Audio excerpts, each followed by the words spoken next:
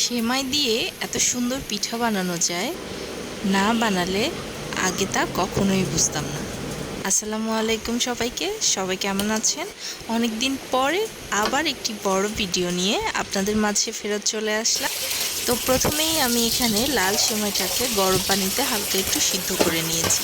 আপনারা চাইলে সরাসরি প্যাকেট থেকে কাঁচা সেমাইটাও ব্যবহার করতে পারেন, তবে আমি যেই প্রসেসিংয়ে করেছি এতে করে পিঠাটা খেতে ভালো লেগেছে আমার কাছে। আপনাদের কাছেও নিশ্চয়ই ভালো লাগবে। তো পানিটা নিংড়ে নিয়ে আমি একটি কড়াইয়ে এখানে গরম মশলাগুলো দিয়ে দিয়েছি তেলের মধ্যে। চাইলে এখানে ঘিও ব্যবহার করতে পারেন, আমি তেলটাই ব্যবহার করেছি এখানে।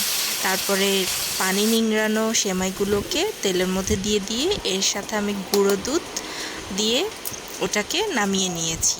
অন্য একটি বাটিতে ডিম নিয়ে নিয়েছি, সাথে লবণ, চিনি।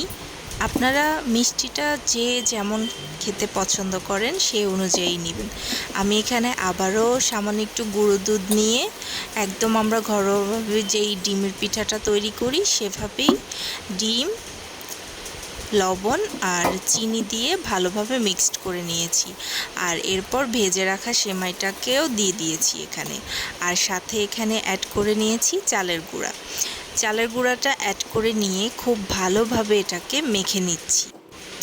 তো ভালোভাবে মাখানোর পরে সেমাইটা একদম পিঠার জন্য তৈরি হয়ে গিয়েছে। আমি এখানে একটু ডিম্বাকৃতির মতো করে পিঠাটার শেপ দিয়েছি। আপনারা আপনাদের পছন্দ মতো শেপ দিয়ে নিতে পারেন।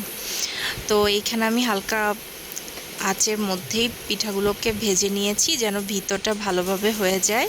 তো দেখতেই পাচ্ছেন আমি একটু লাল লাল করেই এখানে ভেজে নিয়েছিলাম। তো এই হলো আমার পিঠার ফাইনাল লুক। দেখতেই পাচ্ছেন, দেখতে একেবারে ডিমের পিঠার মতোই লাগছে, কিন্তু আসলে তো এটা সেমাইয়ের পিঠা। আপনারা যখন ঘরে বানাবেন এবং খাবেন আপনাদের কাছেও খুব ভালো লাগবে। খুব ইউনিক একটা পিঠা মনে হবে খেয়ে। তো সেম পিঠাটাকেই আপনারা চিনি শিরাতেও দিয়ে বানিয়ে খেতে পারেন। আমি আরও কিছু পিঠা ভেজে ওটাকে চিনি শিরাতে দিয়ে এভাবে ডুবিয়ে রেখেছিলাম। তো দেখতেই পাচ্ছেন একদম রসগোল্লার মতো হয়েছে, রসালো রসালো। যদি বেশ কিছুক্ষণ আপনারা শিরার মধ্যে এটাকে ভিজিয়ে রাখতে পারেন তাহলে কিন্তু পিঠার ভিতরে শিরাটা ঢুকে একেবারেই মিষ্টির মতো নরম তুলতুলে হয়ে যাবে। তো এইখানে দেখতেই পাচ্ছেন আমি সেটাকে শিরা থেকে বাটিতে তুলে নিচ্ছি। আর এটাকে আমি প্রায় 1-1.5 ঘন্টার মতো এটাকে শিরার মধ্যে ডুবিয়ে রেখেছিলাম। তো এটার ভিতরে একেবারে খুব ভালোভাবে শিরাটা ঢুকে গিয়েছিল আর পিঠাটা একেবারেই নরম তুলতুলে হয়ে গিয়েছে। আপনারা সবাই বাসায় অবশ্যই ট্রাই করবেন আর অবশ্যই কমেন্ট বক্সে জানাবেন কেমন হয়েছে। তো আশা করি আজকের রেসিপিটি ভালো লেগেছে। সবাই ভালো থাকবেন। আল্লাহ হাফেজ।